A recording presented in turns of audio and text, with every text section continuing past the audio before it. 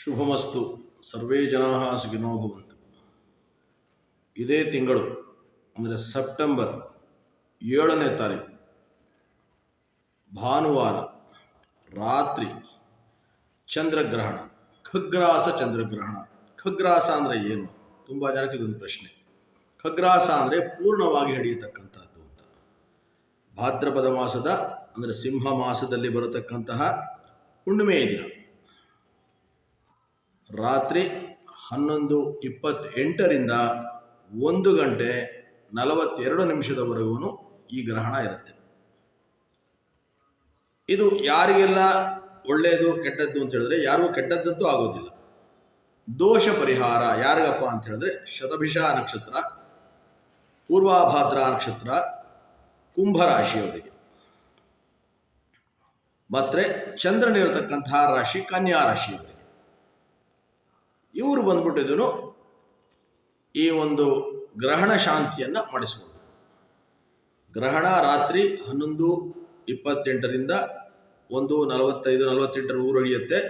ಮಾರನೇ ದಿನ ಬೆಳಗ್ಗೆ ಸ್ನಾನ ಆದಮೇಲೆ ನಿಮ್ಗೆ ಹತ್ತಿರದಲ್ಲಿ ಎಲ್ಲಿದೆಯೋ ಅಲ್ಲಿ ನವಗ್ರಹಗಳಿಗೆ ಹೋಗಿ ನವಗ್ರಹ ಆರಾಧನೆ, ಸ್ವಲ್ಪ ಅಕ್ಕಿ, ಉದ್ದು ಅಂದರೆ ಉದ್ದಿನ ಬೇಳೆ, ಸ್ವಲ್ಪ ಬೆಲ್ಲ, ಸಾಧ್ಯವಾದರೆ ಬೂದು ಬಣ್ಣದ ಒಂದು ವಸ್ತ್ರ ರಾಹುವಿಗೆ, ಬಿಳಿಯ ಒಂದು ವಸ್ತ್ರ ಚಂದ್ರನಿಗೆ ತಗೊಂಡು ಹೋಗಿ ಒಂದು ಅರ್ಚನೆಯನ್ನು ಮಾಡಿಸ್ಕೊಂಡು ಪೂಜೆ ಮಾಡಿಸ್ಕೊಂಡು ಬರತಕ್ಕಂಥದ್ದು ಒಳ್ಳೆಯದು. இந்த மாதம் 7ஆம் தேதி ஞாயிற்றுக்கிழமை, 7/9/2025 ஞாயிற்றுக்கிழமை ஆவணி மாதத்தில் ராத்திரி வந்துட்டு 11:28லேருந்து 1:48 மணி வரையும் சந்திர கிரகணம் இருக்குது. சந்திர கிரகணம் இருக்கிறதுனால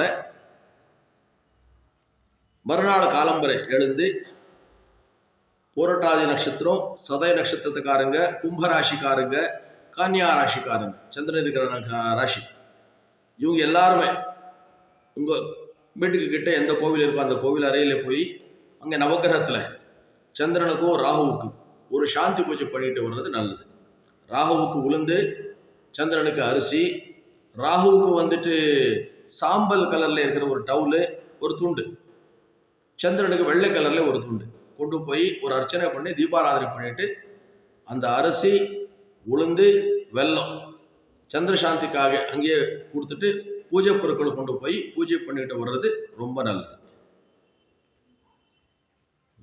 ಗ್ರಹಣ ಟೈಮಲ್ಲಿ ಊಟವನ್ನು ಬಂದ್ಬಿಟ್ಟು ಹೇಳಿರ್ತಕ್ಕಂಥದ್ದು ಆರೋಗ್ಯವಂತವಾದಂತಹ ವ್ಯಕ್ತಿಗಳಿಗೆ, ಆರೋಗ್ಯವಂತರಿಗೆ ಮಧ್ಯಾಹ್ನ 12:30ವರೆಗೂ ಊಟ ಉಪಚಾರಗಳು ಮಾಡ್ಕೋಬೋದು. ಆಮೇಲೆ ಇಲ್ಲ, ಮಾರನೇ ದಿನದವರೆಗೂ ಇಲ್ಲ. ಆದರೆ ಮಕ್ಕಳು, ಈ ವಯಸ್ಸಾದವರು, ಕಾಯಿಲೆ ಇರತಕ್ಕಂಥವರು, ಇಂಥವರಿಗೆಲ್ಲ ರೆಸ್ಟ್ರಿಕ್ಷನ್ಸ್ ಇಲ್ಲ. ಅವರಿಗೆ ಸಂಜೆ 7 ಗಂಟೆವರೆಗೂ ಊಟವನ್ನು ಕೊಡ್ಬೋದು ಅಂತಿದೆ. சாப்பிட்ற விஷயம் வரும்போது நல்ல ஆரோக்கியமாக இருக்கிறவங்களுக்கு வந்துட்டு மத்தியானம் 12:30 மணி வரையும் தான் சாப்பாடு சாப்பிடலாம். அன்றைக்கி ஞாயிற்றுக்கிழமை மத்தியானம். மறுபடியும் கிரகணம் விட்டு குளித்து மறுநாள் தான் சாப்பிடணும். இல்லைன்னா நடுராத்திரி 2 மணிக்கு மேலே குளித்து நீங்கள் ரெடி பண்ணி சாப்பிட்டுக்கலாம். ஆனால் சாந்தி பண்ணிட்டு வந்தால் சாப்பிடணும், அது ஒன்று இருக்குது கணக்கு. அதனால் மறுநாள் தான் சாப்பிடணும். இந்த வயசானவங்களுக்கு, குழந்தைங்களுக்கு, ஏதோ உடம்பு நிலைமை சரியில்லாதவங்களுக்கு, அவங்களுக்கு வந்துட்டு சாயங்காலம் 7 மணி வரையும் சாப்பிடலான்றது பஞ்சாங்கத்தில் இருக்குது. அதனால கிரகணம்ன்றது வந்துட்டு எல்லாருக்குமே இருக்கிறது. எல்லாரும் போய் நவகிரகத்தில் பூஜையை முடிச்சுக்கிட்டு வாங்க. எல்லாருக்கும் நல்லதாகட்டும். சர்வே ஜனாக சுகினோ பவந்து, சமஸ்த சன்மங்களானி பவந்து.